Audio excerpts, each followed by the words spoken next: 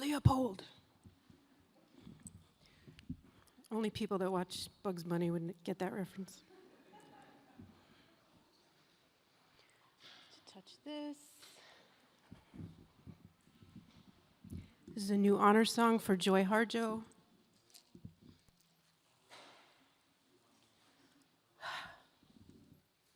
Just had a Red Bull.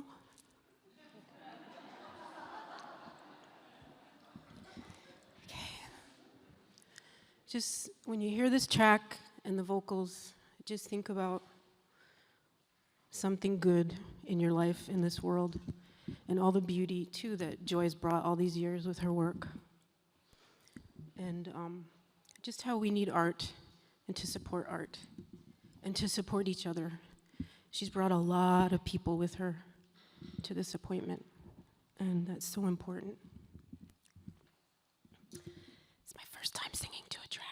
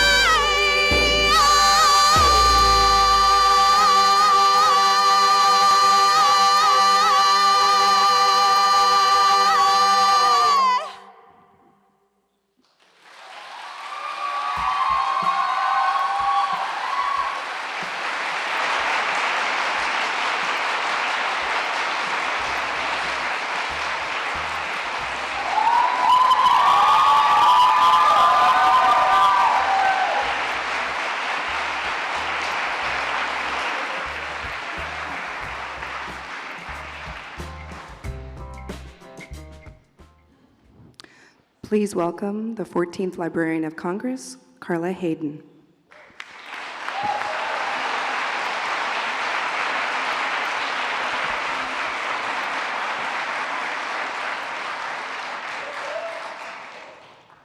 Well, good evening and welcome to the Library of Congress. And first, I want to say how delighted I am to be back with all of you here in person.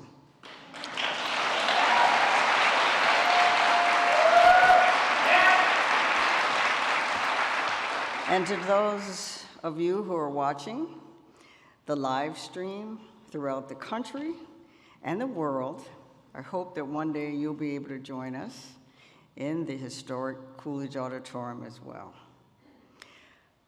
I have to also start with thanking Jennifer Kreisberg.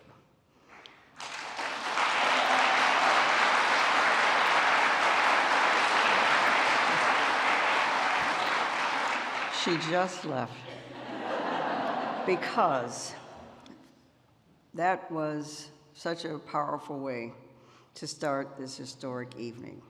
I was standing backstage with Joy, and as Jennifer kept going, because I'm a little kerplump, as Jennifer kept going, we had to hold hands for a minute, because music is unifying and universal. So please, another hand for Jennifer.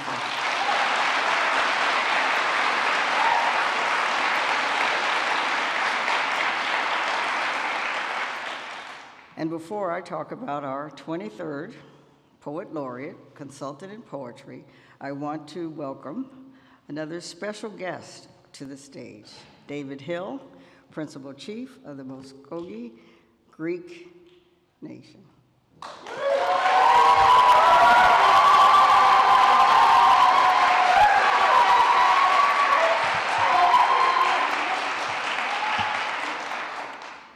You stay, you still go.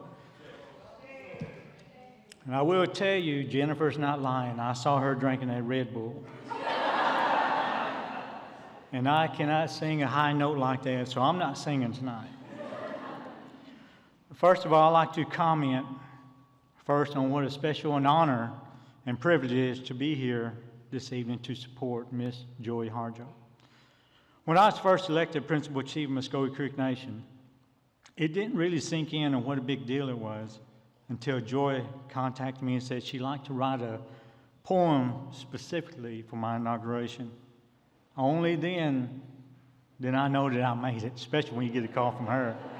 And simply put, Joy is one of the most celebrated and esteemed citizens in the history of our nation. We are proud of the extent of her accomplishment, her significant influence on the field of Native literary arts and music, and her advocacy for Native people and youth across the globe. Joy continuously demonstrates her commitment to our community and the advancement of our culture through participation in traditional and ceremonial events, and through creating opportunities for mentorship and arts education for our youth. Generations of Mvskoke women will look up to her example and believe in her aspiration, and their biggest dream can come true. And I'd like to embarrass all my Mvskoke Creek women. I've seen several, so I'd like for them to all stand up, please.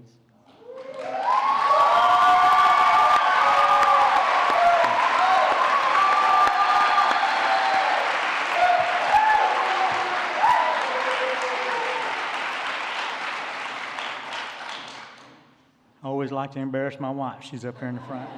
But I will say the Mvskoke women, we are very proud of them. The backbone of every male. Her tenure as the U.S. Poet Laureate has exhibited the class, dignity, and strength that we've come to know her, for through her art and advocacy. Throughout her career and life, her work has honored our Mvskoke language, culture, tradition, while connecting to the hearts and spirit of people around the world. Her writing, her music, and her legacy are heartfelt and genuine telling of the Mvskoke condition and expresses the respect, humility, integrity, and responsibility that are all essential values to who we are as Mvskoke people. Mvskoke Joy.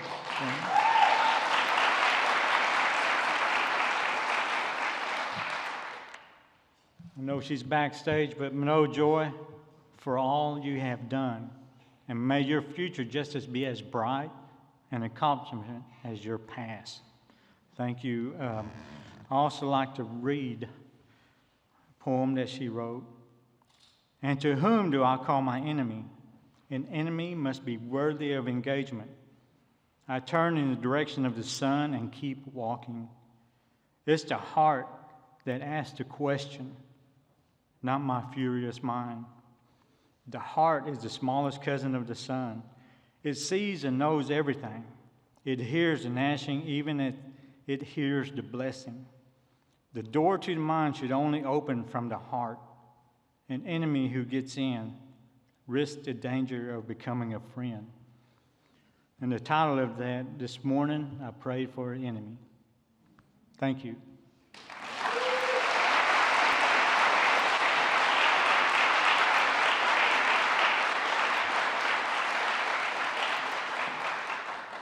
Thank you, Chief Hill. Appreciate it. In September of 2019, I welcome Joy Harjo onto this stage as the library's 23rd Poet Laureate Consultant in Poetry. And I'll never forget that moment and the performance she gave to a full capacity crowd. Along with the three-piece band, she shared stories and poems from throughout her half-century-long career and moved beautifully from reading to singing to playing her saxophone. If you weren't lucky enough to be there, I urge you to join the more than 75,000 viewers who watched the performance on the library's website, loc.gov, and on the YouTube page. So much has happened since that glorious celebratory moment. In the months afterwards, Joy traveled tirelessly around the country, giving readings, doing talks, and playing, performing until March of 2020.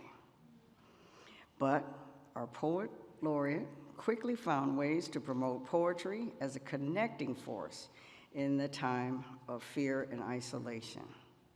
Just watch the video of Joy for the Poetry of Home series, launched by the library and the Washington Post in April of that year for National Poetry Month, and you'll see what I mean. Our laureate's second term brought the launch of her signature project, Living Nations, Living Words. The project features 47 contemporary Native poets as part of an interactive story map and a new audio collection in the American Folklife Center, as well as a companion anthology. The project grew out of Joy's multiple visits to the library's reading rooms, the first poet laureate to do that, where she met with historians, librarians, and specialists and checked out the collections featuring Native peoples and cultures. And throughout 2020 and 21, Joy participated in other virtual programs for the library, including with the previous poet laureate, Rita Dove, and the other, Tracy K. Smith. And last fall, she returned to the Jefferson Building right here for a conversation with her old friend and former student, U.S. Secretary of the Interior, Dave Haaland, who I'm thrilled to say is with us again tonight.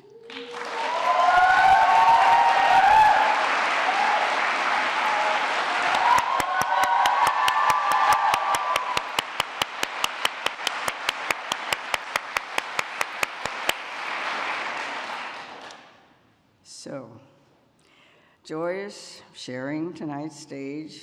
You heard Miss Jennifer, and with the talented young poet, Portlyn Houghton-Harjo, and with poetry ancestors she'll discuss and read work from. And to conclude and could coincide with her closing event, Joy also invited INNAPO, Indigenous Nations Poets, a national indigenous poetry community committed to mentoring emerging writers, nurturing the growth of indigenous poetic practices, and raising the visibility of all Native writers past, present, and future. And over the last week, the library has had the privilege of hosting the fellows, the faculty, and their staff for the first ever retreat.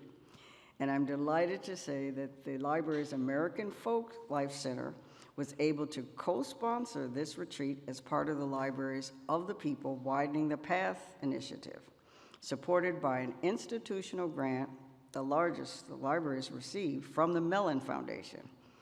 And they are joining us here in Coolidge. So please stand up, fellows and faculty, give them a hand.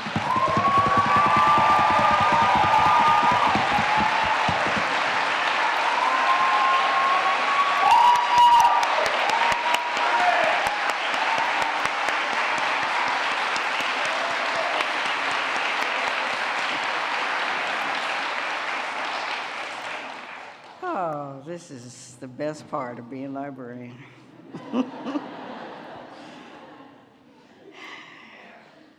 But all of this only begins to capture what Joy has done to honor poets and poetry and to hold aloft Native voices during her 3 record terms as laureate.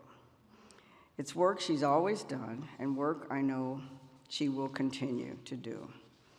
And hopefully, after some well-earned rest, alongside that work is the wealth of Joy's vital, timeless art, poems and writings and songs that help us continue on with beauty and honesty, reckoning and celebration.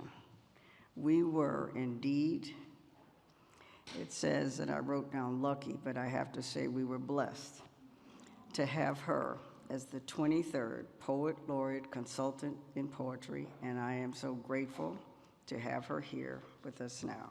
Please join me in welcoming Joy Harjo.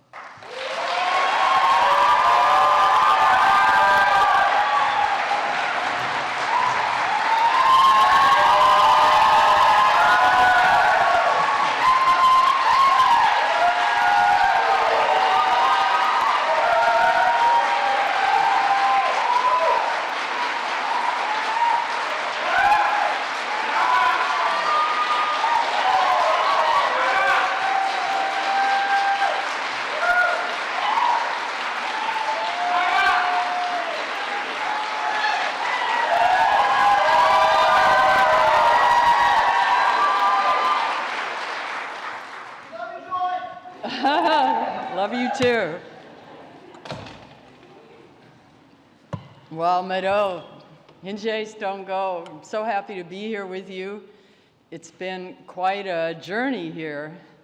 These 3 years that we've all been through and we're going through. But as we learned, I think I've learned really how important poetry is during these times to hold the unspeakable. I'm going to start out with a song for the original keepers of these lands, because their songs, their thoughts, and how they cared for this land has everything to do with how these beautiful plants are out here and the waters and so on. And so I wanted to say, Meadow, thank you to those keepers. Ultimately, we are all keepers of this place, and ultimately, we are all Earth, Ganajaga. And so this is a song to honor the original keepers. It's a beautiful place, and thank you.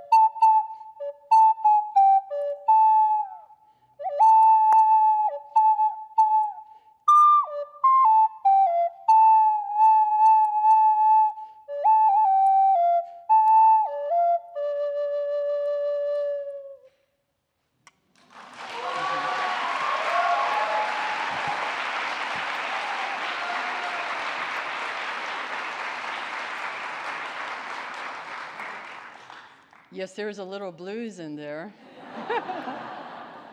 But yeah, my next project, I'm working on a story, a musical play that shows how Southeastern Native peoples, including our Mvskoke people, are part of that origin story of blues and jazz.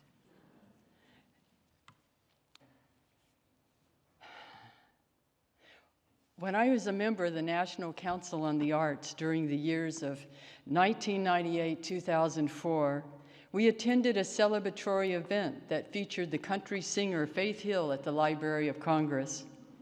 Bill Ivey was our dedicated chair.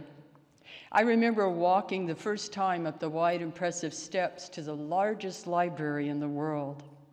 This ascending marked a kind of pilgrimage to an immense house of knowledge that holds over 170 million items with thousands arriving daily.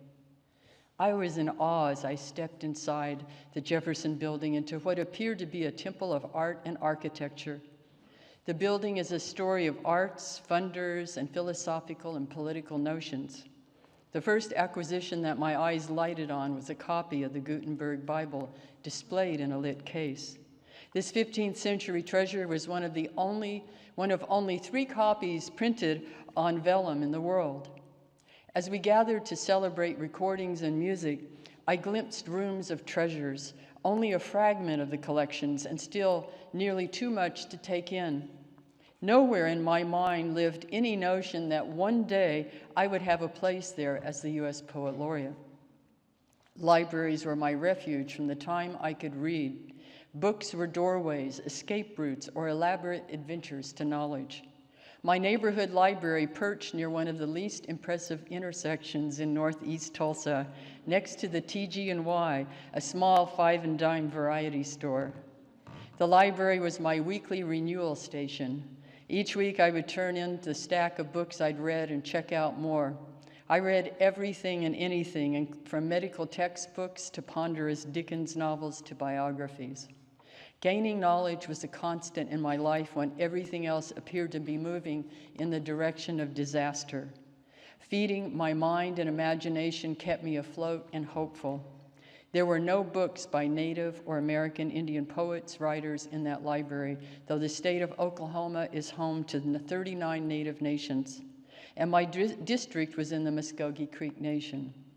The poets we studied in my elementary and secondary school classrooms led me to believe that poets in the world were old white men from New England or Europe. Then I found Emily Dickinson in the pages of Louis Untermeyer's The Golden Treasury of Poetry. As I perched that large book between my skin knees, alone in my need to be alone, her voice reached out from the pages and made friends with me. I could hear her, though we were years, miles, landscapes, and cultures away from each other.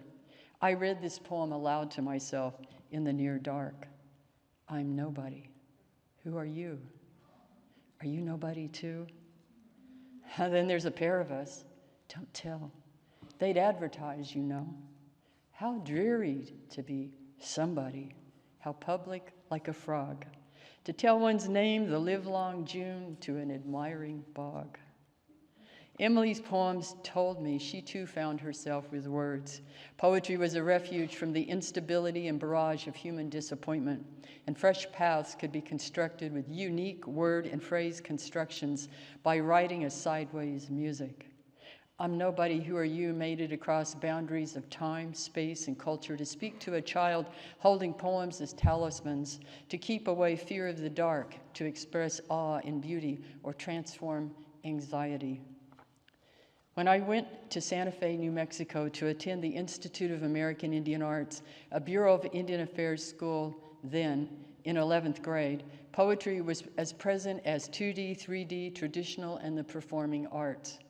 Most of my classmates were within a generation of orality. That is, they came up knowing of the power of language as it expressed itself in native languages and ceremonial and traditional experience. Writing poetry was as natural as sketching in sketchbooks.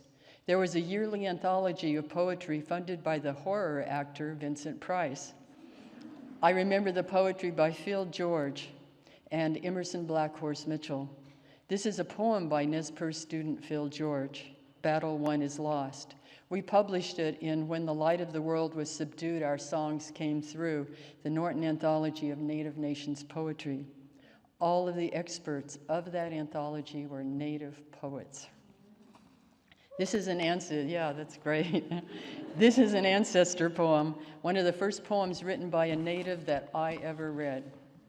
Battle Won is Lost by Phil George. They said, "You are no longer a lad." I nodded.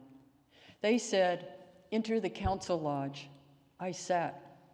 They said, "Our lands are at stake." I scowled. They said, "We are at war." I hated. They said, "Prepare red war symbols." I painted. They said, "Count coups." I scalped.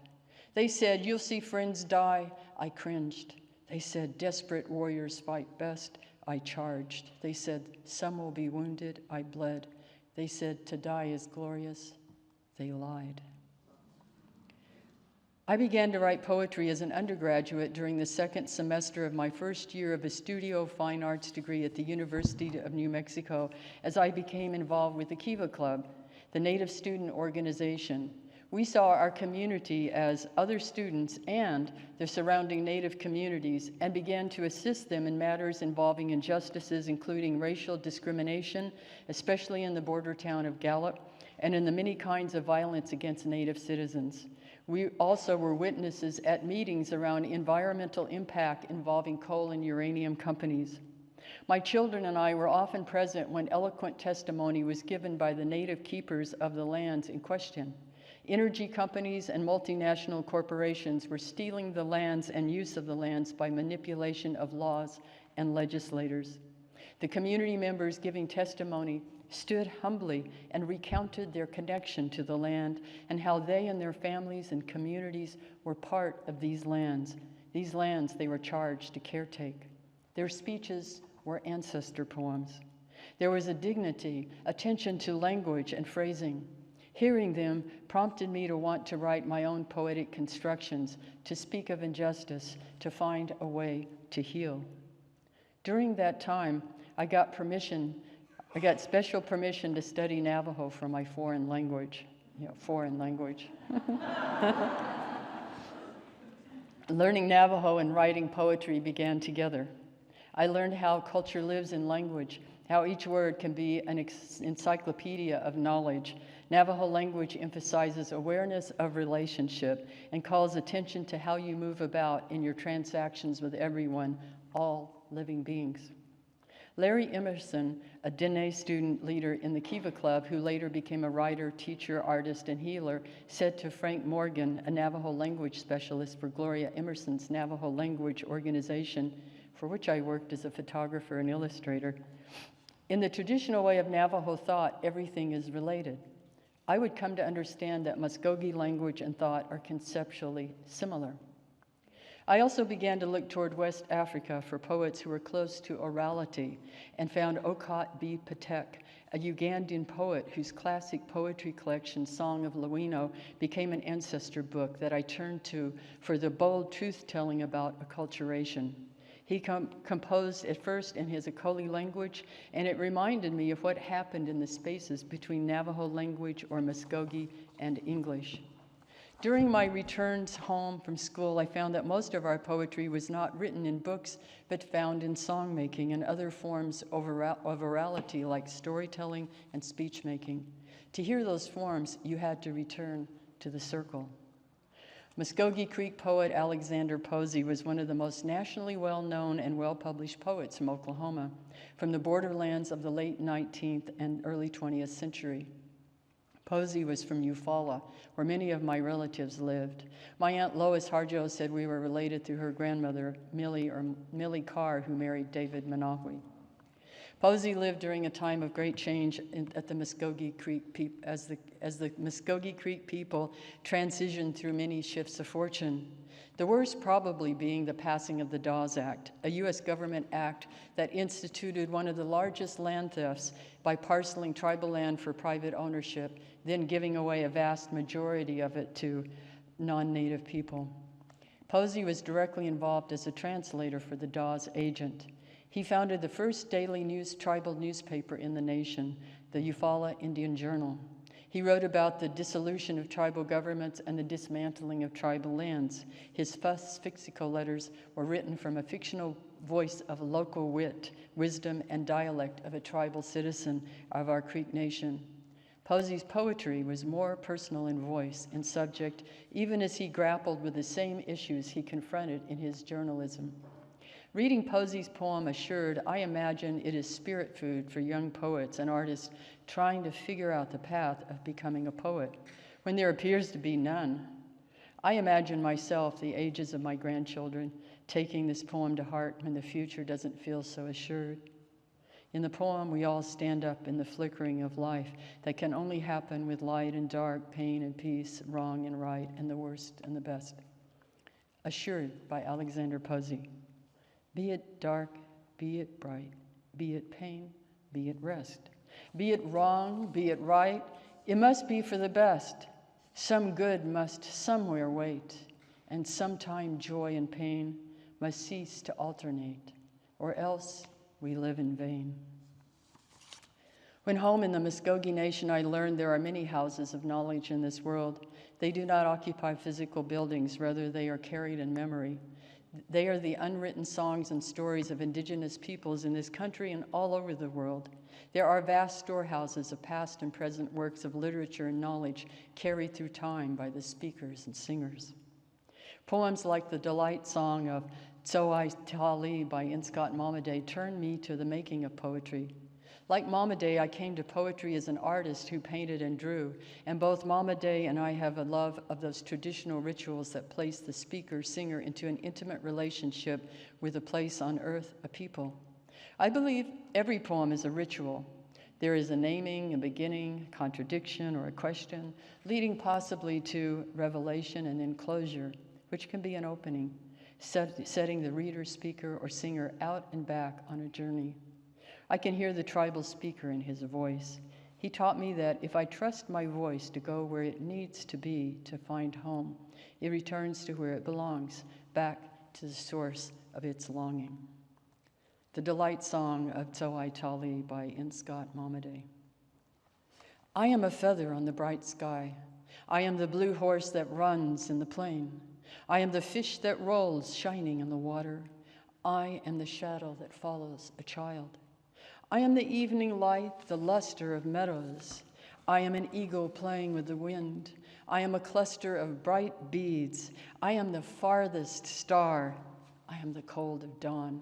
I am the roaring of the rain. I am the glitter on the crest of the snow. I am the long track of the moon in a lake. I am a flame of 4 colors. I am a deer standing in the dusk. I am a field of sumac and the pomme blanche. I am an angle of geese in the winter sky. I am the hunger of a young wolf. I am the whole dream of these things, you see. I am alive. I am alive. I stand in good relation to the earth. I stand in good relation to the gods. I stand in good relation to all that is beautiful. I stand in good relation to the daughter of Sintantainti. You see, I am alive. I am alive.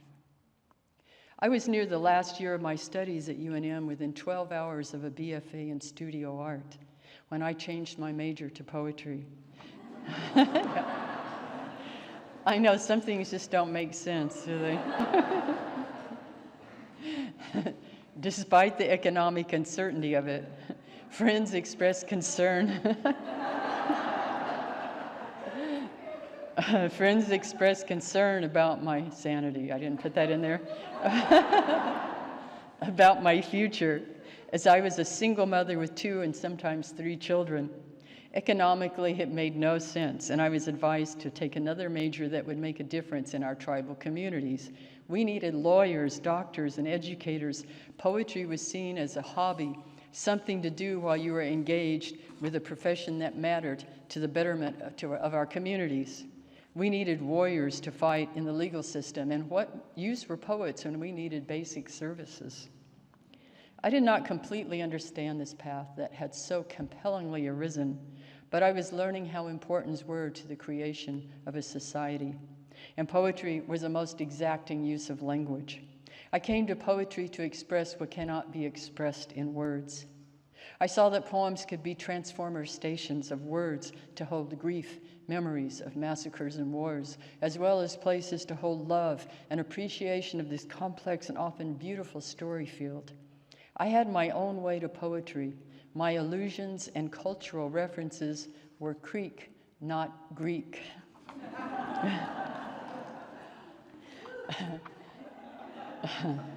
We need poetry at transformational moments where we are irreparably changed. My laureateship has taught me this over anything else. Poets are also warriors of change. When I was a student working for social justice, I decided that when I left this world, I wanted Native peoples to be seen as human beings. Poetry would be my way. To serve as the United States Poet Laureate has been a profound honor.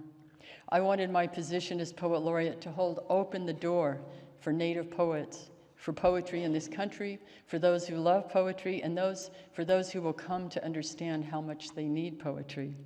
My Poet Laureate project, Living Nations, Living Words, highlighted 47 contemporary Native poets who placed themselves on the digital map to show that we are still here and our poetry is part of the American story and always has been. The project also featured an anthology and a teacher's toolkit, as well as recordings by the poets that formed a new collection in the American Folk Life Center. I also wanted it to be every Native poet who ever lived. We didn't have enough staff for that. And then I wanted to show how everybody was connected, and to show that because we have long associations with, I came up with Sendo Cisneros, and there's a poet, we all know everybody, we're connected. As you have seen here in the audience, is a new generation of Native poets, part of the inaugural retreat of INNAPO, Indigenous Nations Poets, a new Native organization committed to mentoring emerging writers, nurturing the growth of Indigenous poetic practices, and raising the visibility of all Native writers past, present, and future. Yay.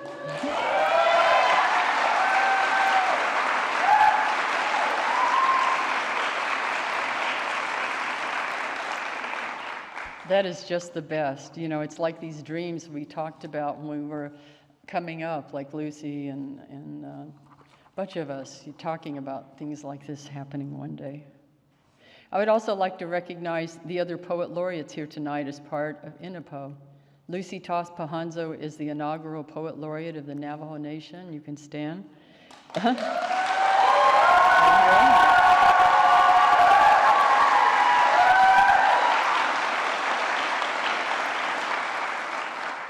Laura Tohi, the current Poet Laureate of the Navajo Nation.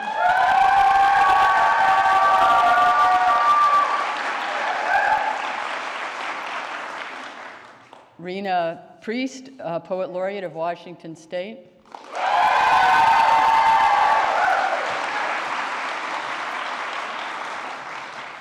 Kimberly Blazer, Poet Laureate, Wisconsin Poet Laureate, 2015 to 2016.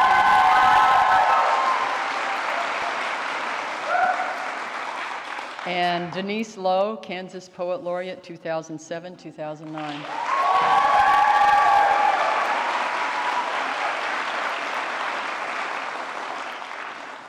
Are there any others? Not yet. No, there will be. There will be. Many have taken care of me on this Poet Laureate journey. There is the Literary Initiatives Office at the Library of Congress, including Rob Casper, Ann Holmes, and Anya Cratney. Yes.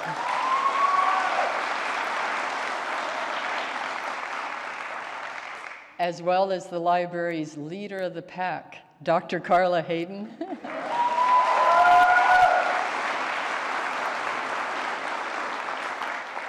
And all the many others whom I have worked with on staff who welcomed me and took care of me on this 3-year journey.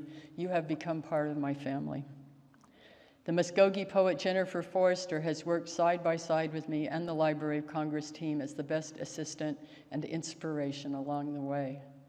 And she couldn't be here tonight, but let's give her a hand.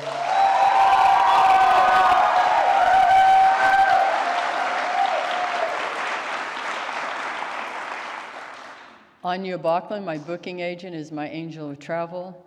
Jill Bialowski, my long-standing and patient editor from Norton, and her assistant, Drew Whiteman. Rosemary McCombs Maxey, who helped translate the Mvskoke you'll hear later. All my Mvskoke, actually. Leslie Deere, who made this dress.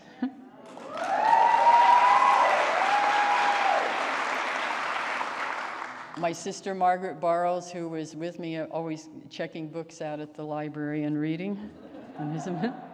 Madoda, my husband, Owen Sepulpa, my best friend, my amusing muse, and most enthusiastic supporter.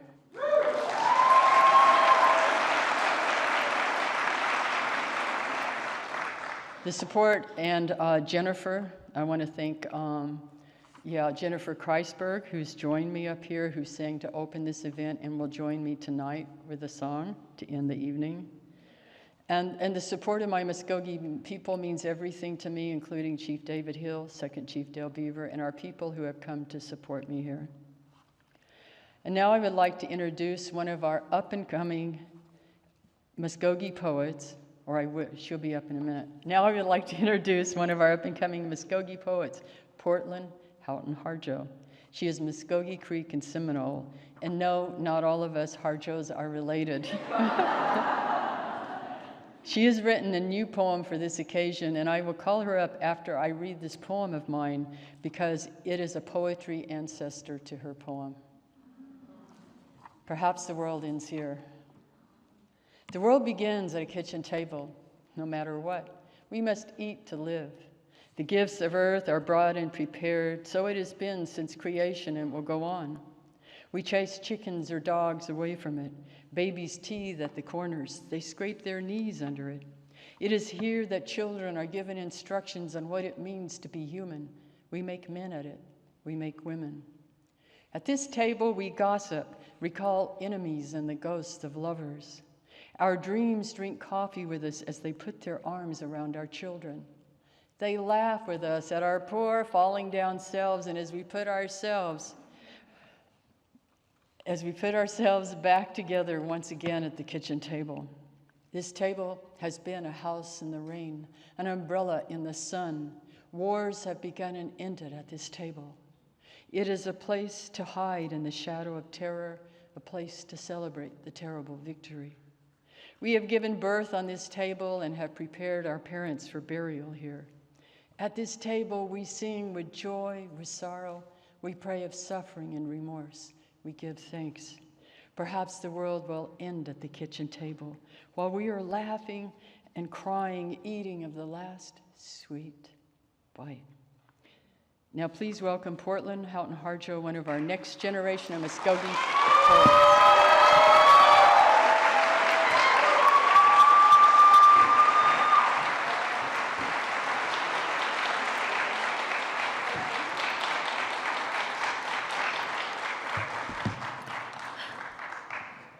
Thank you, Mado, for having me. It is such an honor to share the stage. I might get emotional because that was so beautiful, especially with Joy and Jennifer.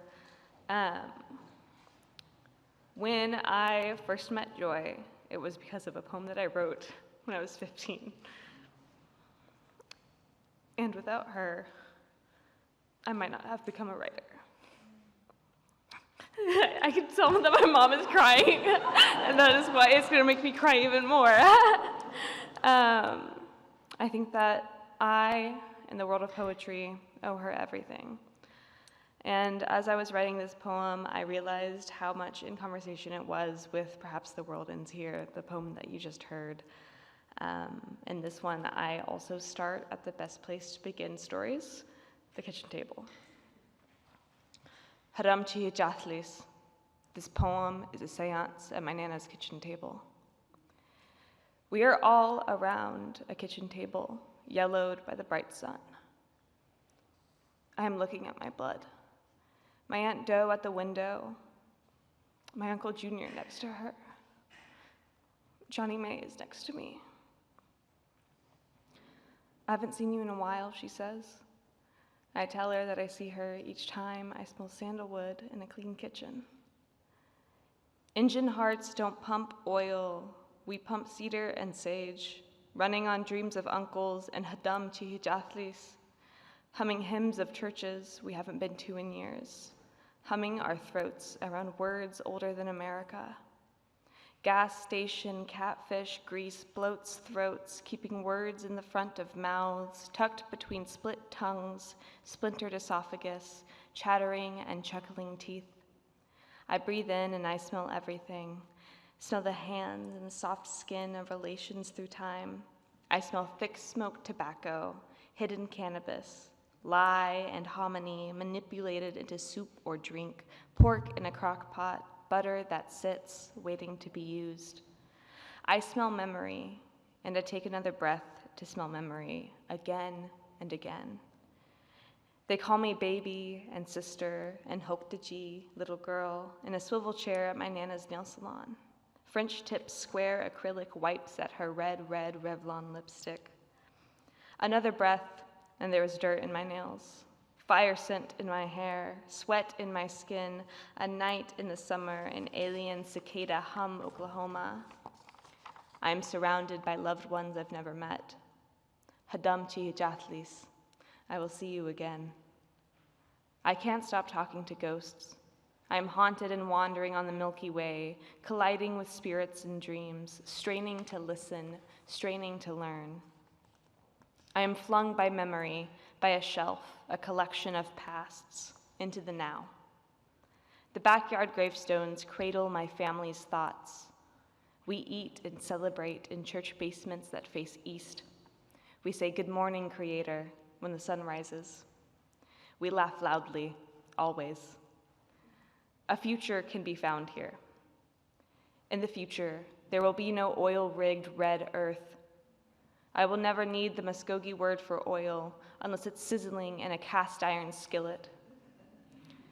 In the future, I laugh with ghosts. My teeth are bared in mid-air, crazy like Harjo, cackle with cracked joy. Memories will decompose freely and unworried, not forgetting but already knowing, the past unmemoried and unburied. We will have all the knowledge that we need. We are alive in the future. We are unchoked. My gut will be cedar and sage green, with a red heart and redder skin. The future will sound like our language, thick in my throat, vibrating hums, cicada sui sui, unfurling tongue through teeth, a slither of reverberating waves no longer stuck. It will be a chorus of chihijathlis. I'll be seeing you. Hadam chihijathlis. I will see you again. Thank you.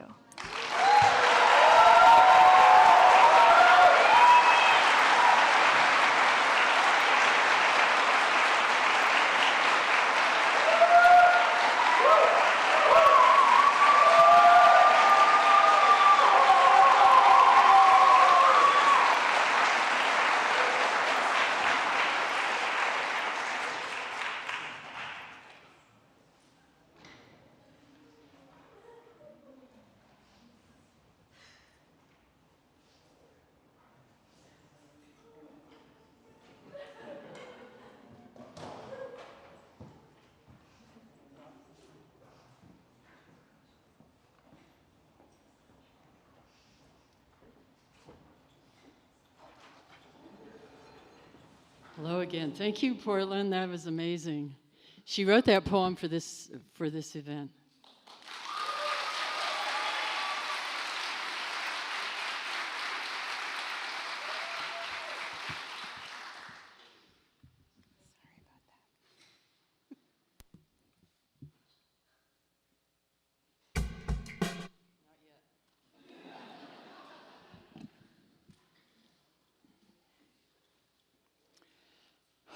Well, thank you so much for coming and being here as part of this celebration.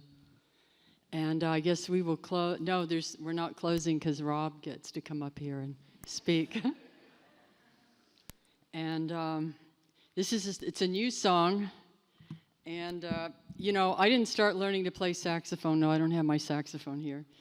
But I learned to play on stage, which is not the best way to learn how to play anything. All that to say, I'm learning to play harmonica on stage tonight. And this was Charlie Hill's harmonica.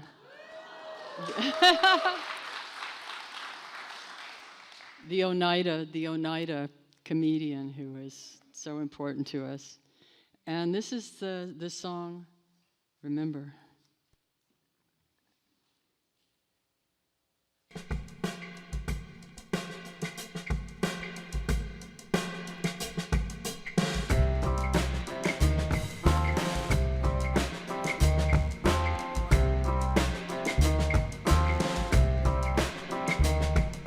Remember the sky you were born under.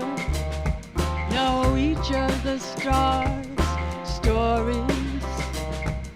Remember the moon, know who she is. Remember the sun's birth at dawn. That is the strongest point of time. Remember sundown and the giving tonight. Remember the earth whose skin you are. Red, black, yellow, earth, white, brown. We are earth.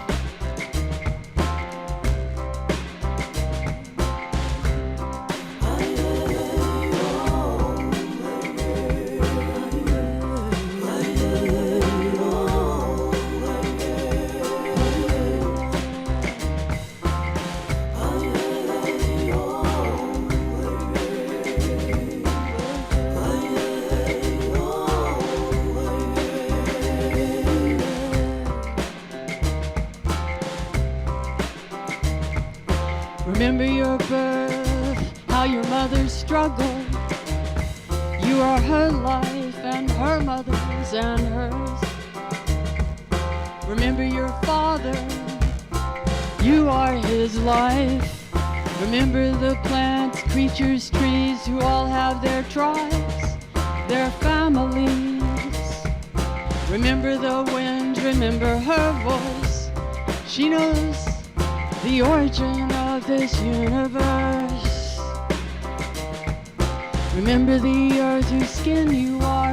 Red, black, yellow, earth, white, brown. We are earth.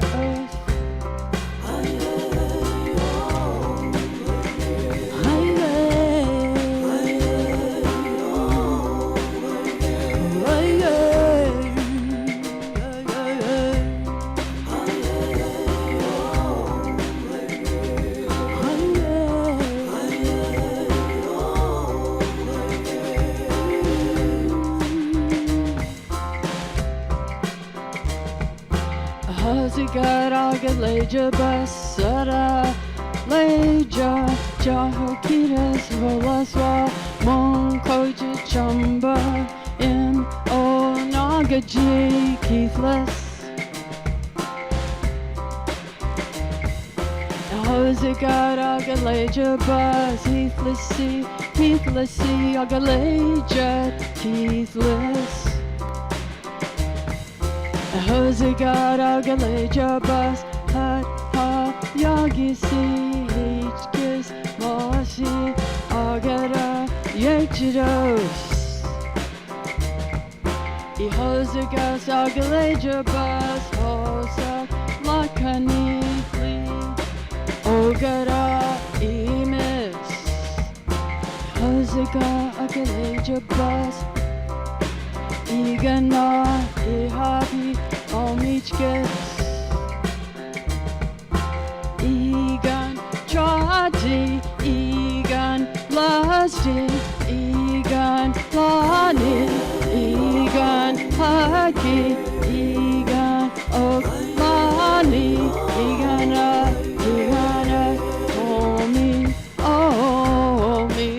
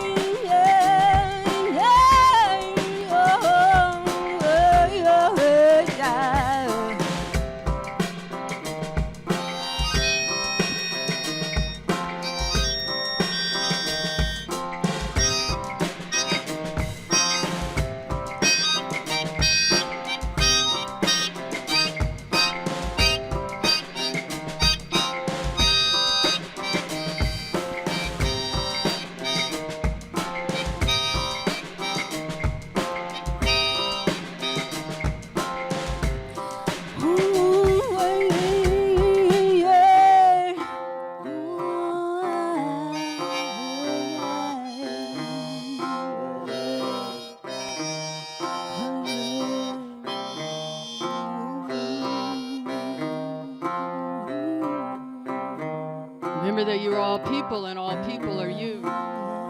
Remember you are this universe and this universe is you. Remember that all is in motion, is growing is you. Remember that dance, that language is, that life is. Remember, remember, remember, remember, remember. Remember the earth whose skin you are. Red, black, yellow, earth. White, brown, we are earth. Remember, remember.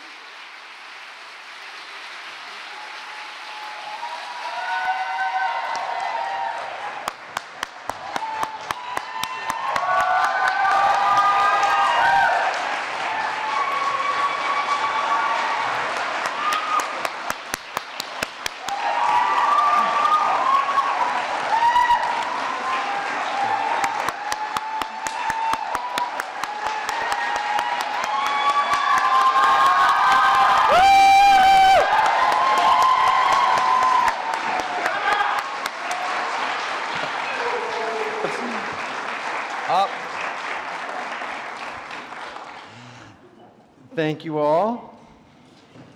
A million thank yous could not be enough for one Joy Harjo. I'm Rob Casper, head of poetry and literature here at the Library of Congress. And I want to say how honored I am to be with you and to be with Joy tonight. Mostly, I'm happy to say that tonight is not our final goodbye to Joy as our poet laureate. Tomorrow night at 7 o'clock, we will actually officially end her laureateship with a dance party as per her wishes.